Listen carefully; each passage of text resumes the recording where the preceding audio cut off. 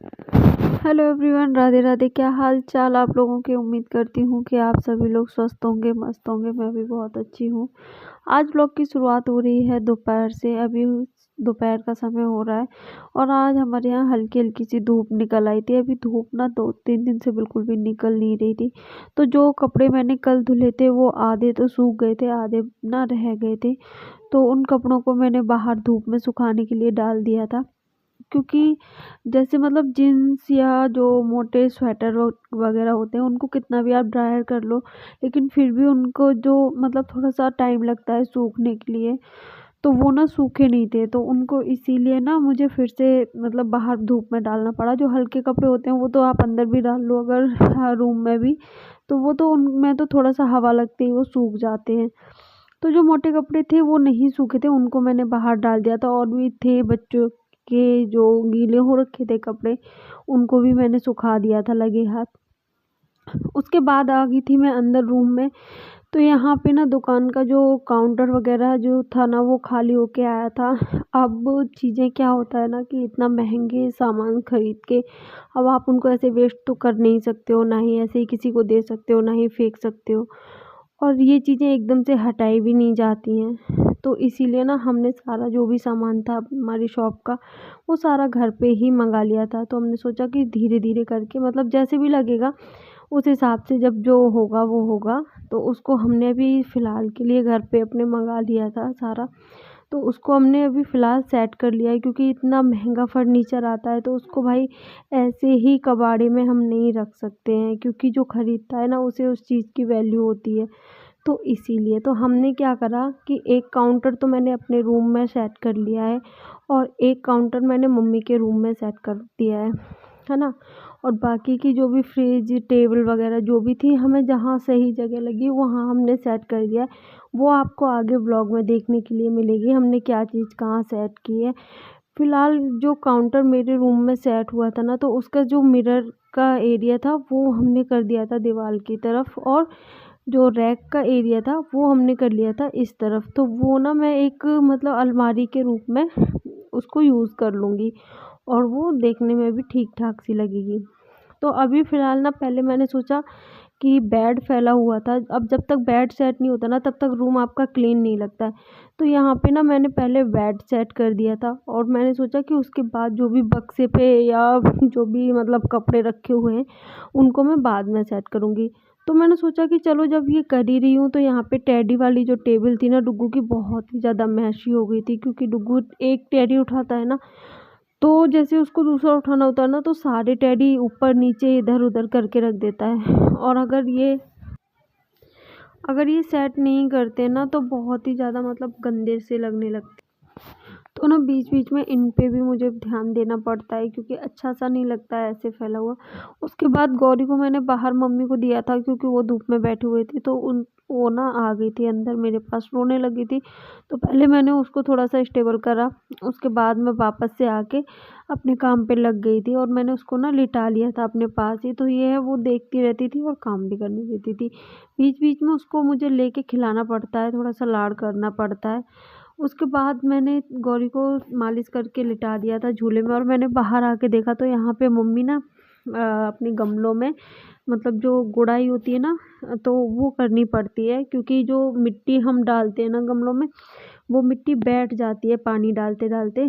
तो अगर हम गुड़ाई नहीं करेंगे ना तो इनकी ग्रोथ नहीं होती, ऐसा मम्मी ने मुझे बताया। मुझे गमलों के बारे में ज़्यादा जानकारी नहीं है। उसके बाद मैंने साइड में रख दी थी चाय बनने के लिए। चाय पीते पीते मैंने सोचा चलो बाकी का मम्मी अगर अब बाहर कर रही हैं और पतिदेव भी बाहर अपना काम कर रहे थे, तो मैं भी अपना अंदर आके वापस से लग गई थी काम पे। तो गौरी को ना मालिश करके मैंने झूले में लिटा दिया था और वो सो रही थी। उसका झूला मैंने बेड पे रख लिया था, क्योंकि खड़े होके मैं अपना काम भी करती जा रही थी और उसका झूला भी झुलाते जा रही थी। तो यहाँ पे मैंने कपड़े जो थे वो सारे फ़ोल्ड करके रख लिए थे बेड पे। और यहाँ पे मैंने सोचा कि चलो पहले झाड़ू लगा लेते हैं, उसके बाद दूसरा काम करेंगे। तो मैंने रूम को झाड़ू लगा के कर दिया था क्लीन।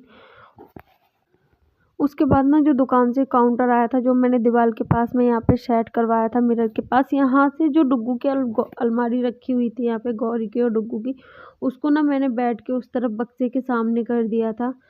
तो जो मतलब उसके बगल में खाली जगह पड़ी थी ना वहाँ पे, और यहाँ पे मैंने उस जगह पे काउंटर रख लिया था। तो ये ना पूरा काउंटर वहाँ से लेके स्टार्टिंग से और इधर गेट तक आ गया था, तो इसने पूरा कवर कर लिया था। उसके बाद काउंटर के अंदर जो भी सामान आया था दुकान से, प्रिंटर वगैरह, लैपटॉप वगैरह जो भी रखे हुए थे इसके अंदर, वो सारी चीज़ें निकाल के ना मैंने दूसरा तरफ जो काउंटर रखा हुआ है ना मम्मी के रूम में, उसमें सारी चीज़ें पहुँच के ना अच्छे से सेट कर दी थी। और इन पे ना काफ़ी ज़्यादा डस्ट भी बैठ गई थी, क्योंकि अभी हम लोग गाँव वगैरह गए थे तो शॉप उतनी ज़्यादा खुल नहीं पाई थी इसी वजह से। उसके बाद यहाँ पे गौरी जब सो रही थी ना तो वो सो के उठ गई थी। उसके बाद जो भी चाय वगैरह के बर्तन पड़े हुए थे, पहले ना मैंने उनको धुल दिया था और उसके बाद मैं खाने की तैयारी कर रही थी। तो आज खाने में डिमांड प्रतिदेव की आई थी कि दाल और बाटी खानी है। उनको दाल बाटी बहुत ही ज़्यादा पसंद है। मुझे ठीक-ठाक लगती है और मम्मी को तो बिल्कुल भी पसंद नहीं है, लेकिन उनकी वजह से ना हम सब खा लेते हैं, क्योंकि उन्हें पसंद है, इसीलिए उन्हें इतनी ज़्यादा पसंद है कि वो मतलब अगर दाल-चावल, दाल-बाटी ये चीज़ें उन्हें बहुत ज़्यादा पसंद आती हैं। तो यहाँ पे हम अपने-अपने काम पकड़ के लग गए थे। गौरी थी मम्मी के पास में, मैं अपना खाने-पीने से लग गई थी और यहाँ पे जीजा साले लगे हुए थे। घर की जो लाइट 1-2 चीज़ें थी उनको लगाने के लिए। तो यहाँ पे ना आंगन में भी हम लोगों ने एक रॉड लगवा ली थी, क्योंकि दुकान से रॉड वगैरह निकल के आई थी तो इसीलिए। तो यहाँ पे ना उसके बाद दाल हमारी बन गई थी। बर्तन धुल जब तक मैंने बर्तन धुले तब तक साइड में ना दाल भी बन गई थी।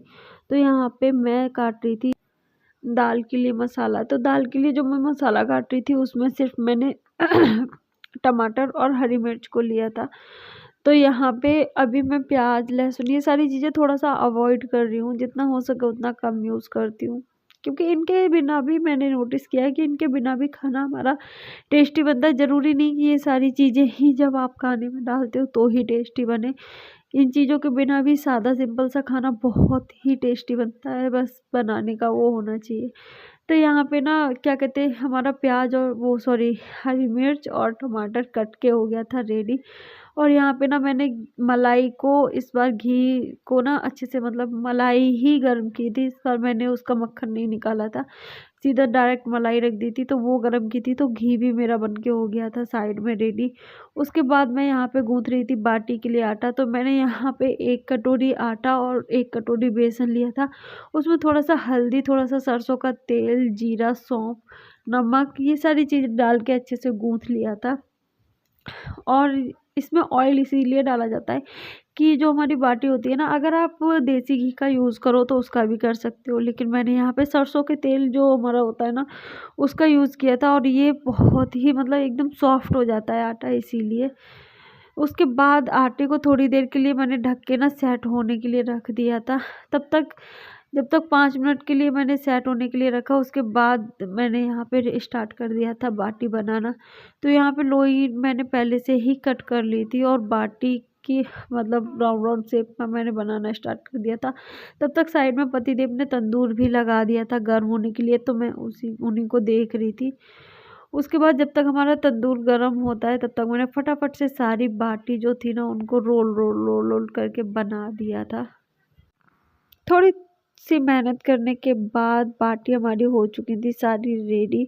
और यहाँ पे ना जीजा साले रख रहे थे बाटी बनने के लिए। ऐसा नहीं कि ये मेरी हेल्प कर रहे थे, इन लोगों को भूख लगी थी इसीलिए ये जल्दबाजी कर रहे थे। जब तक इन्होंने साइड में बाटी बनने के लिए रख दी थी तब तक मैंने फटाक से कढ़ाई में ऑयल डाल लिया था।